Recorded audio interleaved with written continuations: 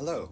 Today we're going to talk about some other carbonyl containing functional groups. So we've looked before at the aldehyde and at the ketone. So again, that's the base of the carbonyl. But let's look at some other functional groups.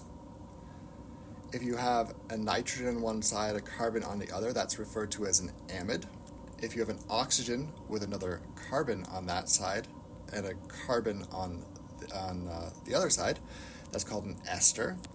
Now, if you remove the carbon from this oxygen atom and replace that with a hydrogen atom, that's referred to as a carboxylic acid.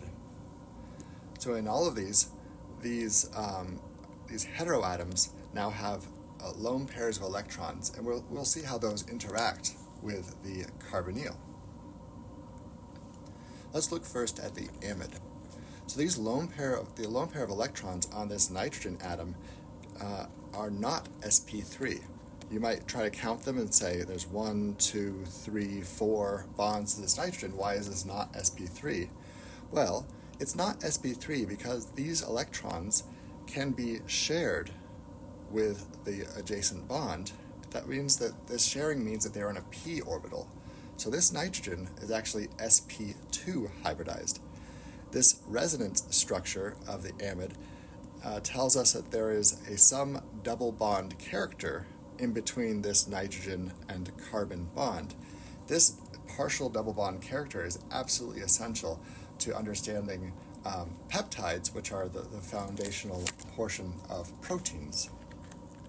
And the amide bond, again, is what proteins are made up of. So, again, it's an incredibly important feature of amides is that there's this double bond character. It's not a full double bond, but it's a little bit more than a single bond, a little bit less than a double bond.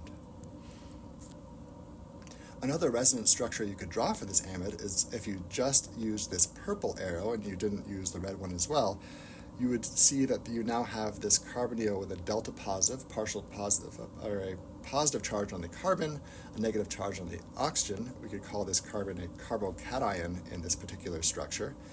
And then you could use the electrons, in the lone pair of electrons on this nitrogen atom to share and form this double bond here. And you can draw these resonance structures in either direction. You could do it going around the bottom if you prefer, or you could just do 2 arrows in one. That's another really common way of looking at this as well. Now, if we're trying to think about how this sharing works, we have to recognize that these are all p orbitals, and these p orbitals are all in the same plane. So they are coplanar atoms. This oxygen, carbon, nitrogen, oxygen, carbon, nitrogen atom are all coplanar. They're all in the same plane. And these p orbitals are all sharing the electron density across all these atoms. And so you can think about this as kind of a smear of electron density between these 3 atoms, where most of the density is found on the nitrogen and oxygen atoms, and not very much density found on the electropositive carbon. And we can refer to this as a pi system.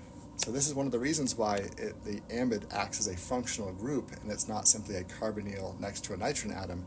All these atoms are working together as a group. So let's now compare the amide to the ester in terms of their stability. So we can first draw our one resonance form, where we have the carbocation and the oxygen with a negative charge, carbocation with oxygen and negative charge. So far they look quite similar. Now let's look at which of these atoms is going to be better at stabilizing the carbocation adjacent to it. This is a really good way of thinking about carbocation stability. And carbocation stability is going to tell you about ultimate stability and reactivity of the molecule. So again, who is better at stabilizing? Let's go ahead and draw a resonance structure to try to think about this. So now the question again is, who is going to stabilize better? Both of these atoms can add a lone pair of electrons and form this partial double bond character. In this case now the nitrogen has a positive charge. In this case now the oxygen has a positive charge. This oxygen atom still has another lone pair of electrons. Let's see if we can donate that. The question is, can we use these electrons to donate even more density into this oxygen, into this carbonyl carbon?